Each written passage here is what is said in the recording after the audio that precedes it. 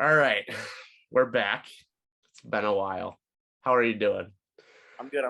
Back, guys. So before we get into anything, we have a new sponsor. This sponsor you may have heard about. You may have seen it during live events. The sponsor is Howler Head whiskey. Ooh. Dana has sent us a bottle for this weekend. No payment on that. He got some cool coasters. I have them somewhere. I have t-shirts, and we're going to be running some giveaways here in the coming months. There's going to be some structure changes to the show. We're going to start doing 2 shows a week. It's going to be released Sunday nights and Thursday mornings, as consistently as we possibly can. So there's going to be some changes. There was a long break here, but I think it's going to be for the better. We got a lot of new things that we're going to be able to do. We're going to be bringing some new segments. Today, it's going to be still a lot of the same stuff with Cash or Dash. We're going to talk about the UFC event. I would like to have gone over last weekend's event. However, because this card is so loaded and we have been taking such a long break and you didn't get to hear what we wanted to say before the event, we're just going to skip over that. So it's a brand new, fresh start. There's going to be a lot of coming interviews, one with a fighter that's on The Ultimate Fighter. Will not release if he or she has been taken out of the competition just yet, but we got that going for us. We're going to get a lot of these guys from Dana White's Contender Series on the show. I've been in pretty good contact with the people that have been getting announced. So there's going to be a lot coming up, and we hope that you guys enjoy it. But for right now, Hunter and I are here. Sam might be on his way. He hasn't really said anything, but he no longer works a night job, so he'll be able to kind of stay on longer with us. It's going to be a nice little change for everyone. So Hunter, welcome back. Let's start with the only fight news going into this. There was a fight scratched from the main card. Miesha Cupcake Tate, and you guys, if you guys have ever listened to us, know how greatly we feel about her fighting abilities and her everything about her, just her presence. She's just Miesha herself, man. The boys on Ground and Pound, we appreciate Miesha, and I was super excited because if she wins that fight, she's right there in title contention again at 25. And it sucked because she didn't pull out, which that's the different. They're going to reschedule that. There's talks about that. So, well, they did reschedule it. They have rescheduled it to be on the New York card as a co-main to Ortega. And it's Ortega and Yair, right? Yep. So they will be the co-main, Lauren Murphy versus Miesha. This fight got scratched due to Lauren Murphy catching COVID. Honestly, not what we wanted, because this fight was supposed to happen over a month ago. Now we're here, and now we're hoping for another 2 more weeks on July 16th in New York. But yeah, let's just get right into it. UFC 276, International Fight Week. Going through the card, prelims, early prelims. What is a fight that is top of your list right now? I mean, there's a lot on the top of my list. In terms of fight of the night, I think Brad Riddell and Jalen Turner is going to be an absolute banger. If we're going off early prelims, I'm excited to see Macy Barber against, I believe, Jessica Ai. See how, because Jessica Ai has fought for the belt. It's going to actually determine how good Macy Barber really is. I think this is a huge fight for her. I was going to say the same thing with Macy Barber. Like, this could be the fight that puts her into real tough competition. Win against Jessica Ai, even though she has struggled a little bit in recent performances, I think this puts you right in a good position, especially in that division, in the flyweight division. So I like that fight, especially since it's the second fight of the night, where if this was a fight night card, it's probably main card. Yep. And Valentina's beaten so many people at the top. If you stand out, you're a good chance to be next in line. So, yeah. Although, I mean, we could talk about the Valentina fight a different day, because that was a close one. On the prelims, I'm going to go battle of 2 fighters. Loser probably gets cut. And that's Donald Cerrone versus Jim Miller. Now, this was supposed to be Donald Cerrone and, who was he supposed to fight? Joe Lazone. Yeah, Joe Lazone twice. Another fight that was supposed to happen twice. Jim Miller steps up. So if Jim Miller does lose this fight, which is very possible, I think either one could very well lose. I think it was after the last Jim Miller fight, we kind of asked ourselves, why is he still here? He winning because they're giving him, cupcakes, but the loser of this fight is getting cut. 100%. Should be getting cut. Unless it's Cerrone, because Cerrone wants that 50 fights. I just don't see him getting knocked out against Jim Miller and fighting again. No, neither do I. They're both older in age. It could be the last fight for both these guys. Winner could retire. If it's Jim Miller, I can see him retiring and Cerrone getting cut. They're tied for UFC wins right now, so this is for the record. It's a lot of implications. They're both probably going to be Cerrone will be in the Hall of Fame. I guess you can give it to Miller based on longevity, but it's a big fight still for both of them. We didn't mention Ian Gary. Ian Gary fights on this card. And he's got a tough one because what's the guy he's facing again? Gabe Green. Gabe Green's won 2 in a row. I know that his first 2 fights in the UFC himself. So this is a test for Ian Gary. I like the fight. I mean, I don't really think it's gonna be. I think it's gonna be tough. I think it's set up for Ian Gary to win and kind of to boost himself into maybe some tougher competition. But for Gabe Green, that could do the exact same thing. If you take out an Ian Gary, who everyone talks about, he's right up there, honestly, in my mind, with the Patty Pimflets of the world, where they're both just spoken about, even though we really haven't seen them fight anyone. We also have Brad Tavares coming back. He's in a tough position, I feel like. I feel like he could be getting into that situation where an unfortunate loss possibly could cost him his UFC career. Now, he is coming off of 2 wins. Last loss came in 2019 against Shabazian, didn't fight in 2020. 2 wins in 2021.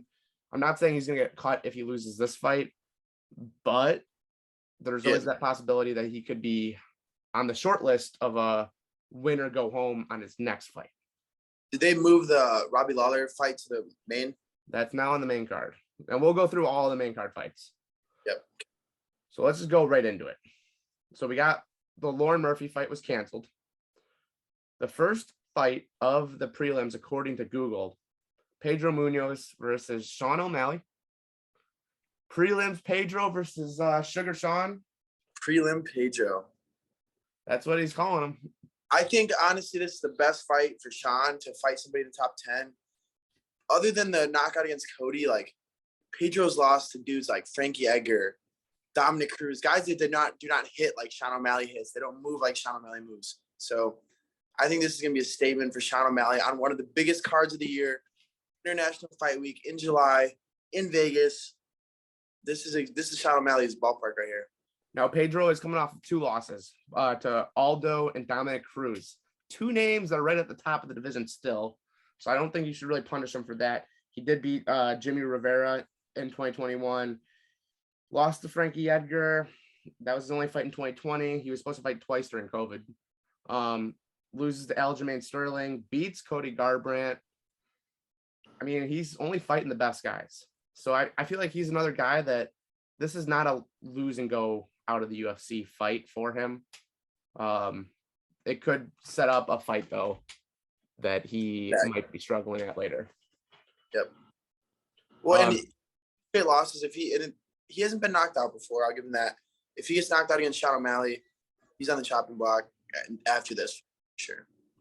Sam has joined us with the stash. I'm not gonna say it's beautiful. Sam, how are you doing? Pretty good. We're just talking about Sean O'Malley versus Pedro Munoz. What are your thoughts on this fight? Well, did you see Sean O'Malley said he can submit Khabib? When did he say that? He didn't say he could submit Khabib. He's like, people would still shit on me even if I could submitted Khabib. Well, yeah, that's probably true. I don't think, he's not a bad grappler. He's been in a couple like the Polaris grappling events, so he's not a bad grappler. Well, I mean, I think it's more the fact that he hasn't fought a top 10 opponent. Here we are. Here we are. No more excuses after this, Sam. Yeah. The next fight on the main card moved up to the main card. Robbie Lawler versus Brian Barberena. Now, you're a big Barberena fan, if I remember right. Is that true, Hunter? I love Barberena, but I love Lawler. I don't want to watch this fight. Like I don't want to see a loser in this one. But I think Barberena, the last 3 fights, he looks great. I think he's gonna be too much for Robbie. Does Robbie Lawler have a career in Bellator after this if he loses? He's got a career in bare, in my opinion. I'd do that. I feel He like wants it. I feel like he'd do pretty well. I don't think that'd be too challenging for him. You see Mike Perry, Michael Venom Page. I mean, it's a different subject, but he can hang with those guys.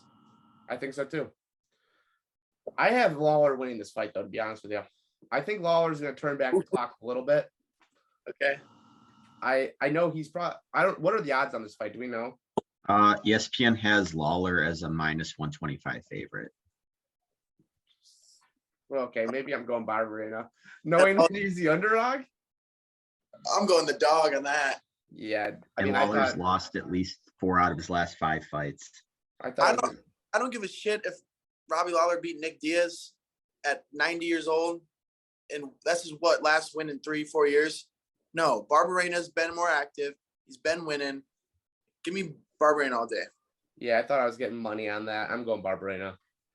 Yeah, I'm going Barberena as well. Is this the people's fight? Are we calling it the people's fight? Yeah. Sean Strickland Oof. and Alex Pereira. Like, I don't know if you guys watched. He did an interview today, Strickland. He was like, "He's not even good. He's not even a good striker."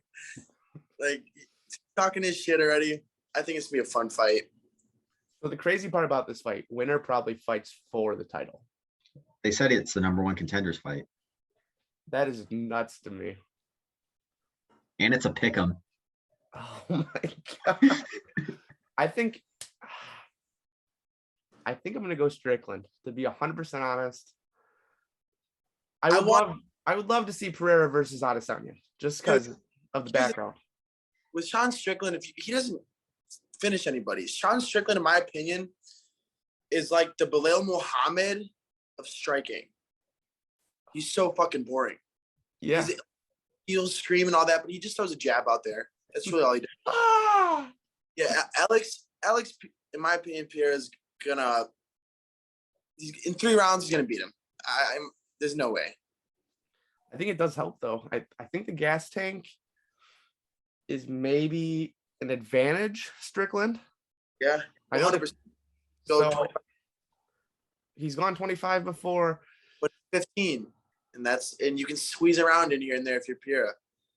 He's also got the better camp because Strickland is at the best camp in the world over in Vegas at Extreme Couture. He's got the best coach in the world in Eric Nixick. So I think that is actually what's going to put him a little bit over the edge. I think he was, if you were just go pure talent, slightly the underdog. Now with the coaching and the training that goes behind it, and like just the mindset that he's going to have, I give him the advantage because he's going to be talking. I think they're both on the press conference tomorrow, right? Yeah, I believe so. Yep. He's going to get in his head, and that's what Strickland does. Strickland is one of the most hated fighters by the fans for a reason. However, I love him. I think he's going to win this fight. I just don't see it. I see the striking's gonna be too much, too technical. He's gonna be too good. Also, I like everything you said except for the coach, the best coach in the world. Trevor Whitman's the best coach in the world, in my opinion. But we can argue about that a different day. Yeah, but who's Pereira's coach? The man's made his whole career. He'd be Izzy without that, so he'll be fine. Well, I'm saying it's not Trevor Whitman. Isn't he training with Glover? Yeah, I think so, actually. So we'll see. Sam, who do you have winning this fight? I mean, I want Pereira. I want to see the Adesanya Pereira fight. I agree with that. I do want to see that fight. I just don't know if I want to see it yet. Do you really want to see Sean Strickland against Israel Adesanya? That would be the most boring It would jab. be one of the most boring fights of all time. Jab versus leg kick for 25 fucking minutes. I know. I agree. I do agree with that. But we'll see what happens. Then co-main event. It's a trilogy fight. Max Holloway versus Alexander Volkanovski. Volkanovski has a 2-0 advantage on this. Many people do debate that it should probably be 1-1, which is why this gets a trilogy fight and why it happened so quickly after their last fight, which really isn't that quick. But who do we have? What do we think's going to happen? Volk is saying that he's going to knock him out. Holloway's saying that he's going to knock him out within 3 rounds. He's calling it himself. We all kind of criticize Holloway because he lands all these punches but never knocks anyone out. We call him pillow hands a little bit.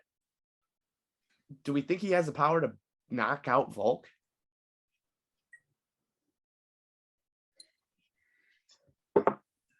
Damn.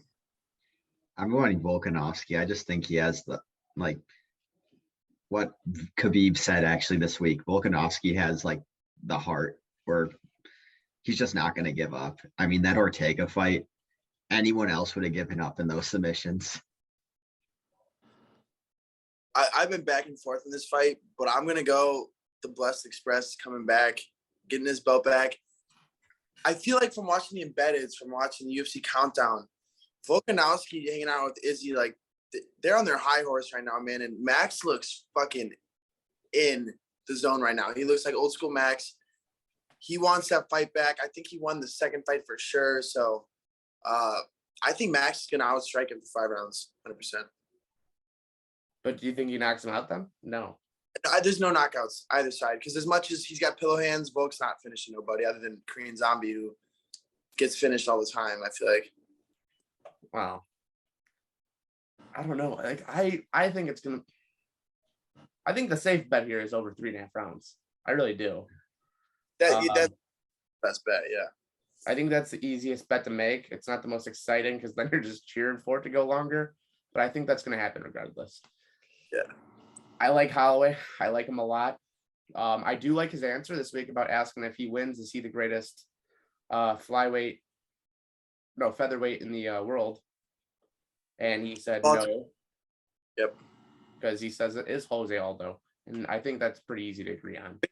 Defenses, which I agree, which is why you can't put Khabib over guys like GSP and Anderson, because the guys that have defended the belt for so long, that's more impressive than anything else.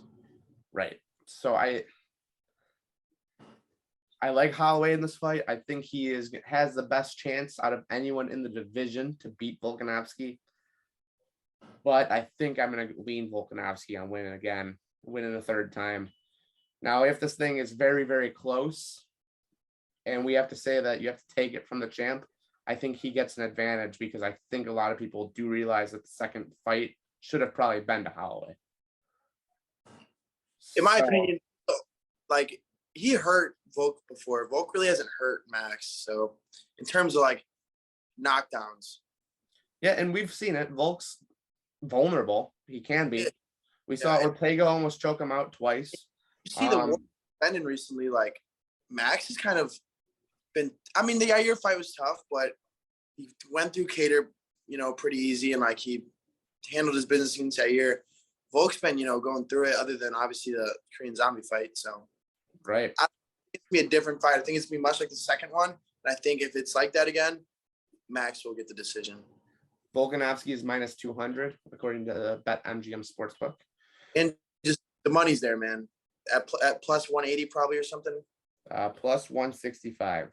Yeah, that's so might be worth a little sprinkle action. And then the main event, as much as we wish it would have been a Conor McGregor card this weekend, we get Israel Adesanya versus Jared Cannonier. Do we think this is the toughest fight that Adesanya has been put in? I really don't think so. I think it's his easiest fight. I think it's a striker that isn't as fast, isn't as powerful, isn't as skillful. There's what else does he, like Vittori can at least grapple better, right? Yeah. Robbie Whitaker is probably better all pure boxing. And then Costa can put anyone to sleep in one punch. Knockout power, you know what I'm saying? And like Anderson Silva was Anderson Silva. You had all these guys like Jan Blachowicz was at the weight. There's nothing that Adesanya does that isn't better than what Cannonier does. Cannonier can't do anything better than Adesanya, in my opinion. So I agree, and that's not Volkanovski. Adesanya being minus 450, I think is kind of disrespectful, to be honest with you. he's still pound for pound maybe the best in the world. We always put him in the top 3. So We just don't put him in the top 1 because we think he's a boring fighter.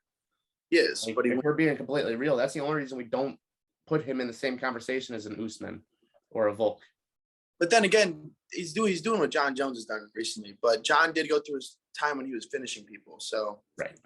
I want to see Izzy come back, man, and just be himself again. So we'll see. Who do you have in this fight, Sam? Adesanya. I think that's pretty unanimous. I think that the odds are going to move from minus 450, to be honest with you, until Saturday. We'll see what happens. I would love to be wrong, but because I will be putting my bets in on Saturday, not today.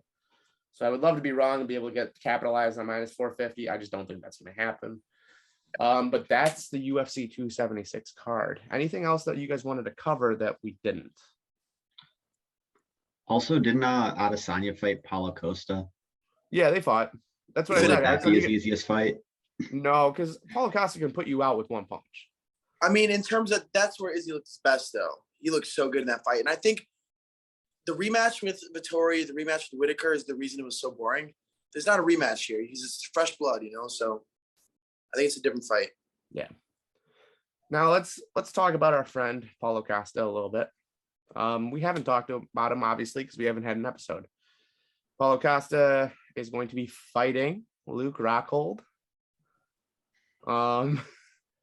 I just want to start naming some fights. I want you guys to give me excitement levels on a 1 to 10. So I'm going to say Paulo Costa, Luke Rockhold. Where are we at? Just give me a number. We're not going to explain why. I'm at a 9 right there. Sam? Probably a 7. I was going to say 8. So we're pretty much all pretty high on it. We got, has Gaethje versus Poirier been officially announced yet? Not yet, no. Jones versus either Stipe or Ngannou, if Ngannou's healthy, has. I don't think Ngannou happens, to be honest with you. I think it's Jones versus Stipe, and it should have been a long time ago. Well, so I guess Dana said that if Ngannou's healthy, it's Ngannou, but he's not going to be healthy. I don't want to fight. All right, here's the one that I know. I know what this answer is going to be. Usman versus Edwards. Actually, no, fuck that too. I'm going to say a 5. I don't really care. I'm going to say a 4, but it's not that exciting. What other, what's the 278 card? Do we know yet on that one? Oh, we have Pena versus Nunez too. I want to say it's how about TJ versus Aljo? Oh, 10. 10. That's fucking a banger. Mm-hmm. Blades versus Aspinall. I think it's 7. 6. I'm going 8 again. I think that fight's pretty great. Moreno versus Kai Kara France. Definitely a number 1 contender fight. Going You can 9. tell the shot, but it's like 8 or 9 probably. I think that's a banger. So 7. Because Kai Kara France is a fucking Dog. absolute dog. Marlon Vera versus Dominic Cruz. I love watching both those guys. So I'm going 10. 10. I love that fight. I think it's the style in it is good alone. So I don't think they could have picked a better place either than San Diego for that fight. that's all Dom right there. And the last one I want to go through is Cyril Gane versus Tuivasa. 10. If they bring the shoey out, come on. I'm going 10 too. All right. Cash or dash. That's how we'll end the show. We haven't been going that long, but again, we're gonna be doing 2 episodes a week, so you can expect shorter episodes, which will be really nice. Yep, Sunday we'll do the recap. Sunday recap. Unless we all happen to get together, then maybe we do a Saturday night immediately post fight. Might be with alcohol involved, but There will definitely be alcohol involved in that situation, but that could be fun. Cash or dash? We see Jones versus Stipe before Thanksgiving. Dash. I think the way there's no momentum going with it right now. Sam? If Jones can pass his drug test and stay out of jail, I say cash. I'm saying dash. I think it's the last pay-per-view fight of the year. December fight for sure. December pay-per-view. I think that would be the perfect way to end a year. Cash or dash? Mayweather McGregor. Two. Will it happen? 2. I'm going cash. They're both money hungry. Is Floyd hurting for money? No, they just. Does Floyd not like money? This should really be the question.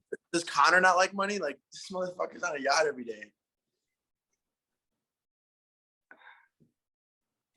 I don't think it's gonna happen. Cash You mean dash? or dash? My bad.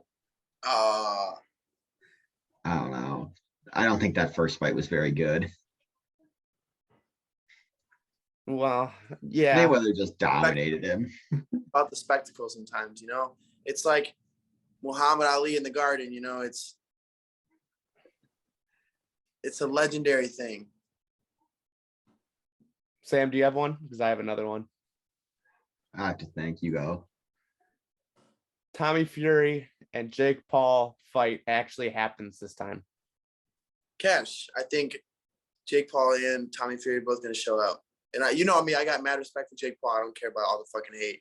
I think Jake Paul is I think he's a good boxer, and I think he promotes himself very well. So, well, there's there's legal issues. That's kind of where I'm going for. Well, in the drug testing shit. Yeah. No, it's cartel shit. Yeah, it's cartel shit with Tommy Fury. He's not allowed in the country right now. Shit. I'm going dash, just because of that. I'm going dash too.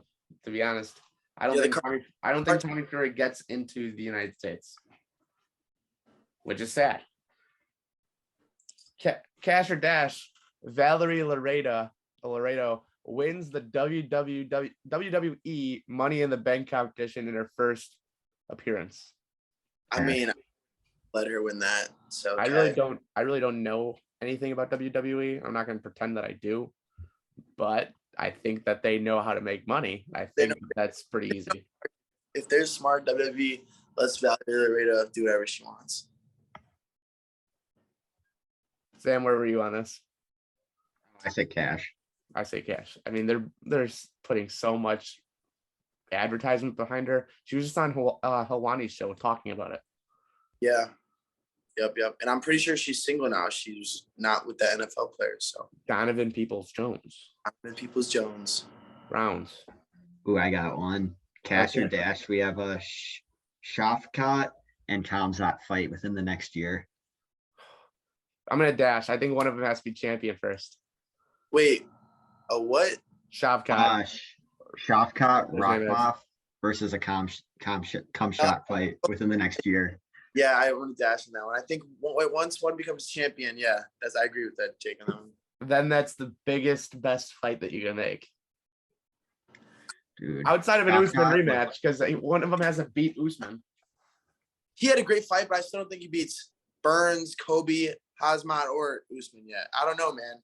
I mean, that's the same thing people said about Kamzat against Burns. Yes, no, but that's what I'm saying. That's not true. I was going to run through everybody, and he didn't run through Burns. So, let's slow the train down nowadays.